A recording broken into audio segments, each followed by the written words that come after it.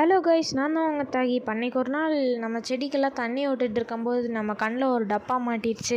அது என்ன டப்பான்னு தெரியல. சரி எடுப்போன்ட்டு எடுத்தால் நம்ம ரோஜா செடியோட முள் நம்ம கையில் குத்திடுச்சு கைஸ். அப்புறம் சரி எடுத்து வெளியே பார்ப்போன்னு பார்த்தா உள்ளே என்னென்னமோ கிடக்கு. அதெல்லாம் க்ளீன் பண்ணி விட்டுட்டு நம்ம போய் கழுவ ஆரம்பிச்சிட்டோம்.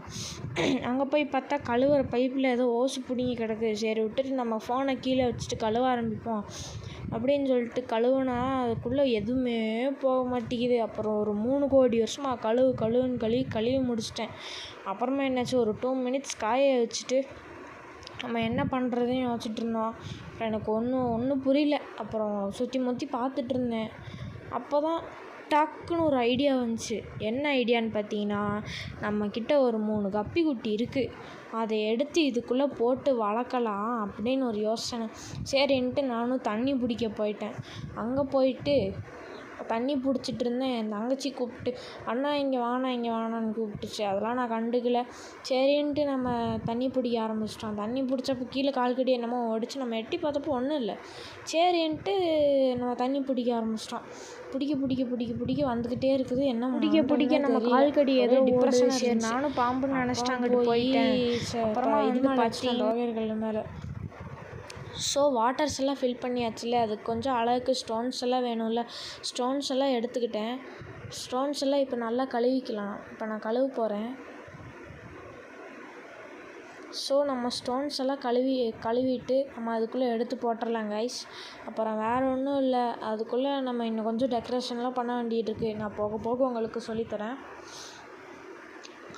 அடுத்தது நம்ம கல்லை கழுவ ஆரம்பிச்சிட்டோம். என்னன்னு பார்த்தீங்கன்னா, அதுக்குள்ளே என்னமோ இருக்குது. அதெல்லாம் கழுவிட்டு அப்புறம் நான் கொண்டு போயிட்டேன் கல்லை.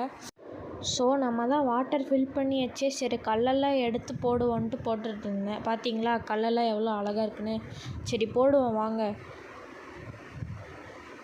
ஸோ நம்ம இப்போ எல்லா கல்லையும் போட்டு முடிக்க போகிறோம். பார்த்தீங்கன்னா நம்ம கல்லெல்லாம் எடுத்து போட்டுட்ருக்கோம். ஸோ அடுத்தது என்கிட்ட ப்ளூ மெடிசன், எல்லோ மெடிசன் அந்த மாதிரி எதுவுமே இல்லை. ஸோ அதுக்கு பதிலாக நான் கல்லுப்பு தான் எப்போவுமே போடுவேன். அதனால் கல்லுப்பு கொஞ்சோண்டு மட்டும் போட்டுட்டு டெக்கரேஷனுக்காக மணி பிளான்ட் வச்சுருந்தாங்க எங்கள் அம்மா. நான் கொஞ்சோண்டு எடுத்து போட்டுக்கிட்டேன். ஸோ கல்லுப்பு போட்டிருந்தோம்ல, ஒரு 1/2 அன் ஹவர் கரையணும். ஸோ நம்ம வெயிட் பண்ணலாம்.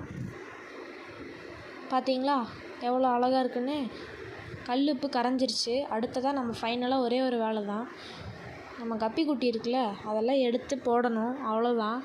தட்டில் எடுத்து போடுறதா கரண்டியில் எடுத்து போடுறதுன்னு தெரில. ஒருத்தனும் கையில் மாட்டிக்கிறான். பார்த்தீங்களா கையில் ஒருத்தனும் மாட்ட மாட்டான். இப்போ என்ன பண்ணுறோன்னு தெரியல. அதனால் கரண்டிலே போட்டுக்கலாம் நம்ம. ஸோ அடுத்ததாக நம்ம இதுக்குள்ளே விட்டுறோம்.